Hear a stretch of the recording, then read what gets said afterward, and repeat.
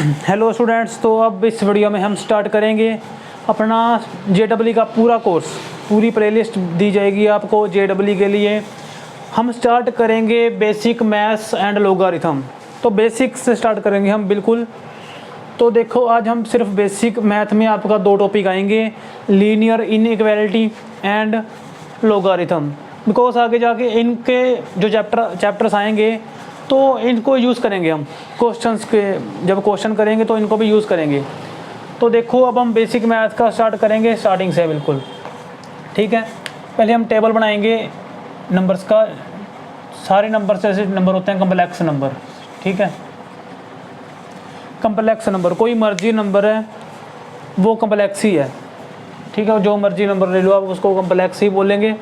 आगे कम्प्लेक्स में दो डिवाइड कर दिए, कम्प्लेक्स को रियल और इमेजिनरी, ठीक है। कम्प्लेक्स को आगे दो डिवाइड कर दिया, रियल नंबर्स में एंड इमेजिनरी नंबर्स में।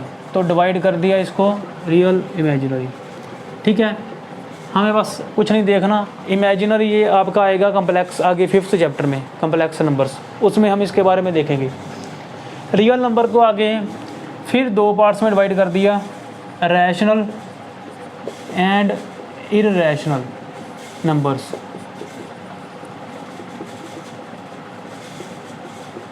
ठीक है। तो देखो अब क्या है, कॉम्प्लेक्स नंबर को दो पार्ट्स में डिवाइड किया, रियल एंड इमेजिनरी। रियल को इरेशनल, इररेशनल।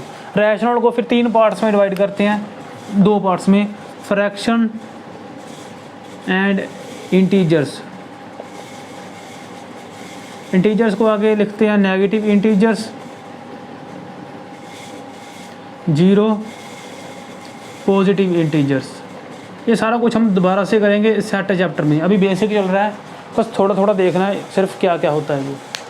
तो कम्प्लेक्स नंबर को हम कैसे लिखते हैं, a + आइटा b की फॉर्म में। a भी कोई रियल नंबर है, b भी कोई रियल नंबर है, तो इसको हम कैसे लिखते हैं, a + आइटा b की फॉर्म में। तो आगे आता है इमेजिनरी नंबर। इमेजिनरी नंबर में हम आगे करेंगे, इसमें कुछ नहीं देखना। रियल नंबर देखो, आपने पढ़ा होगा 10th क्लास में, रियल नंबर क्या होते हैं, रैशनल और इररेशनल से जो सेट बनता है उसे बोलते हैं रियल नंबर्स, ठीक है। इररेशनल कौन से होते हैं, जो नंबर डेसिमल रिप्रेजेंटेशन करते हैं हम इसकी।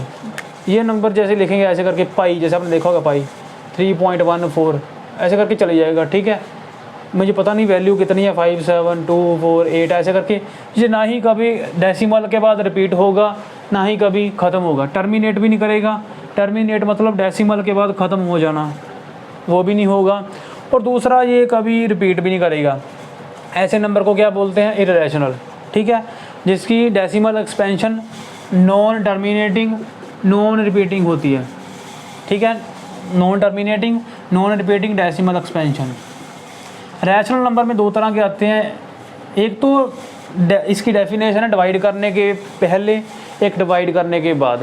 डिवाइड करने के पहले हम इसकी डेफिनेशन सिंपल है बड़ी, P और Q, एक न्यूमरेटर होगा, नीचे डिनोमिनेटर होगा, डिनोमिनेटर 0 नहीं होना चाहिए। तो ये क्या है, आ गया रैशनल नंबर्स, ठीक है। और P, Q कोई भी इंटीजर्स हैं, ठीक है। इसकी दूसरी डेफिनेशन क्या है, डिवाइड करने के बाद। डिवाइड कर दिया आपने, जैसे 7/2 किया तो कितना आएगा, डिवाइड किया कितना आ गया, ये तो आती होगी आपको, ठीक है, 3.5। एक डिवाइड करने के बाद है, डिवाइड करने के बाद तो क्या बन जाएगा डेसिमल में। तो डेसिमल में देखो, अगर उसकी या तो टर्मिनेटिंग डेसिमल एक्सपेंशन होनी चाहिए। टर्मिनेटिंग मतलब डिवाइड करने के बाद डेसिमल लगा के वो, ठीक है, ख़त्म हो जाए। मतलब ये डिवाइड की थी हमने, डिवाइड नहीं की, सॉरी, पाई, इररेशनल नंबर, ये ना ही कभी डेसिमल के बाद ख़त्म होगा, ना ही रिपीट करेगा, ऐसे करके चलता रहेगा। या तो ये ख़त्म हो जाए, जैसे ये ख़त्म हो गया 3.5, 7/2। डिवाइड करने से पहले की डेफिनेशन लगाई, P भी एक इंटीजर, नीचे भी एक इंटीजर, नीचे वाला जो डिनोमिनेटर होगा 0 नहीं है, सही है, ये रैशनल नंबर है, इसको भी फॉलो करेगा। अगर रैशनल है तो यहाँ पर भी रैशनल ही बनेगा। इसको डिवाइड करोगे तो क्या आएगा, 3.5। ये डेफिनेशन लगी टर्मिनेटिंग डेसिमल एक्सपेंशन। तो अब देखोगे डेसिमल के बाद इसके जो डिजिट्स हैं वो ख़त्म हो गई, ऐसे करके हमने ये नहीं डाला, डॉट डॉट डॉट भी चलता रहेगा, ये ख़त्म हो जाएगा, ठीक है।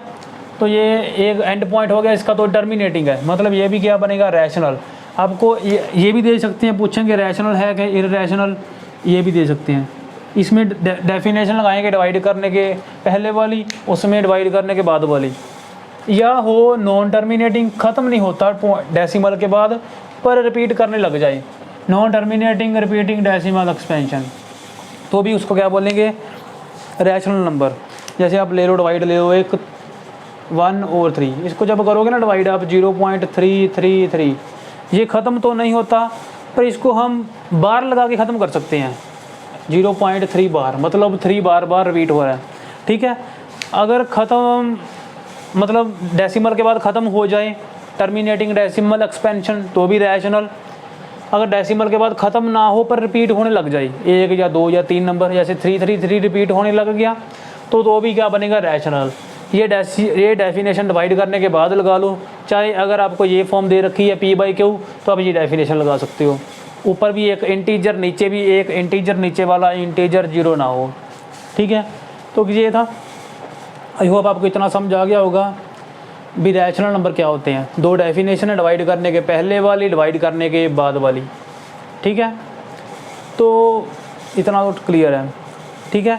इररैशनल नंबर, बस जो रैशनल नहीं है वो इररैशनल, ठीक है। उसके बाद आएगा फ्रैक्शन, बाकी हम इसको सेट चैप्टर में बहुत डिटेल में करेंगे। फ्रैक्शन इंटीजर्स, फ्रैक्शन क्या है, हम डिवाइड करी, हमने जैसे डिवाइड, हमने ये डिवाइड कर दी, हमने ये डिवाइड कर दी, हमने ये डिवाइड कर दी।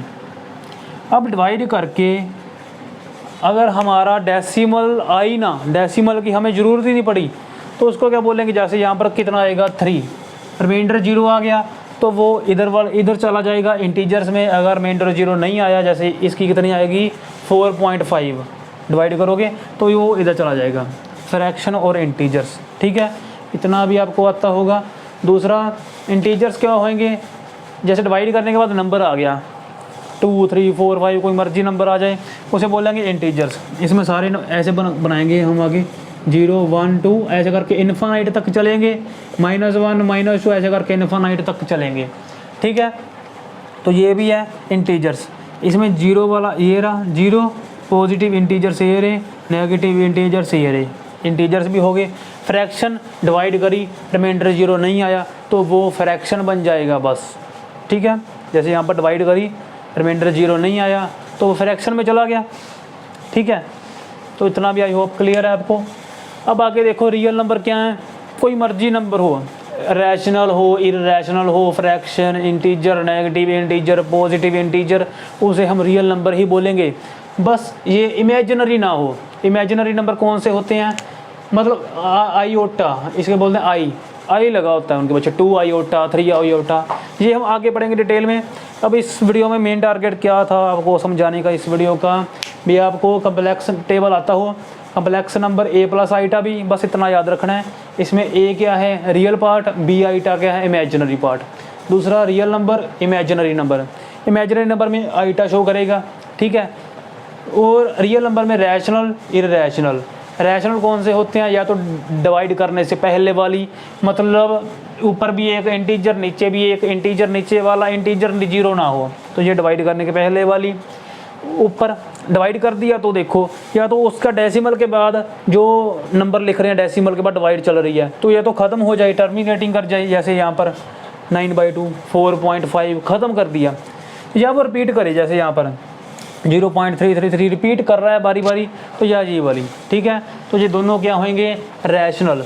अगर रैशनल नहीं होता तो इररैशनल। डेफिनेशन क्या है इसकी, नॉन टर्मिनेटिंग, ना ही कभी ख़त्म हो पॉइंट के बाद, ना ही कभी रिपीट करे। फ्रैक्शन डिवाइड करके रिमाइंडर 0 आ गया, तो इंटीजर्स नहीं फ्रैक्शन, ये इंटीजर्स आ गई। डिवाइड करोगे या तो 0 आएगा, या 1 या 200 ऐसे ही आएगा, ठीक है।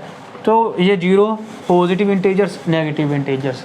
तो देखो कभी भी 0 आ गया, 0 जो है वो ना ही पॉजिटिव है ना ही नेगेटिव है, तो 0 इज़ नीदर नेगेटिव, यहाँ पर लिख लो आप नोट करके, 0 is neither negative NOR positive. 0 को ना ही हम नेगेटिव बोलते हैं ना ही पॉजिटिव, न्यूट्रल सा है ये, ठीक है। ये नेगेटिव भी नहीं है, पॉजिटिव भी नहीं है। अगर मैं आपको बताऊं पॉजिटिव इंटीजर्स बोलना स्टार्ट करो तो आप क्या कहोगे 1 2 3, ठीक है। अगर मैं कहूँ आपको नेगेटिव इंटीजर्स बोल लो तो आप बोलोगे -1 -2 -3 ऐसे करके चले जाएंगे। अगर मैं आपको बोल लूँ नॉन नेगेटिव इंटीजर्स बोल लो तो आप क्या बोलोगे नॉन नेगेटिव। 0 क्या है नॉन नेगेटिव, तो आप 0 से बोलना स्टार्ट करोगे 0 1 2 3 ऐसे करके चलोगे। अगर मैं आपको बोलूँ non positive integers, non positive, positive को हटा दिया तो 0 -1 -2 ऐसे करके बोलना स्टार्ट करोगे आप, ठीक है। तो इतना आई होप आपको समझ आ गया होगा अच्छे से। तो अब हम टारगेट क्या है इस वीडियो का भी इतना बेसिक्स आपको समझा देना, उसके बाद हम करेंगे इनइक्वालिटी। आपने अब तक क्या पढ़ा था, इक्वेशन पढ़ी थी, इक्वल का साइन वाले इक्वेशन पढ़ी थी। अब हम नेक्स्ट वीडियो में पढ़ेंगे इनइक्वालिटी, ठीक है। तो तब आप इतना करके रिवीजन कर लेना अच्छे से, फिर अब हम मिलेंगे नेक्स्ट वीडियो में।